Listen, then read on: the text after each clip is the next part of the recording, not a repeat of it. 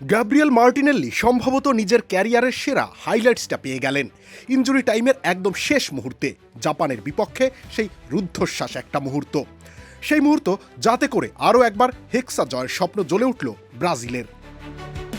বক্সের ঠিক বাইরে অত্যন্ত বিপজ্জনক জায়গায় বল হারান জাপানের তাকানা। সুযোগটা লুফে নেন ব্রুনো গুমেইরাস। নিখুঁত একটা থ্রু পাসে তিনি বল পৌঁছে দেন মার্টিনেল্লির কাছে।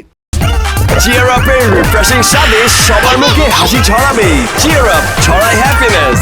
মুহূর্তের মধ্যে বাম পা থেকে ডান পায়ে বল সরিয়ে শান্ত মাথায় শট নেন মার্টিনেল্লি। গোলরক্ষক সুজুকিকে পরাস্ত করে বল পোস্টে লেগে জালে জড়িয়ে যায়। ব্যাস, ব্রাজিলের স্বপ্ন বেঁচে যায়।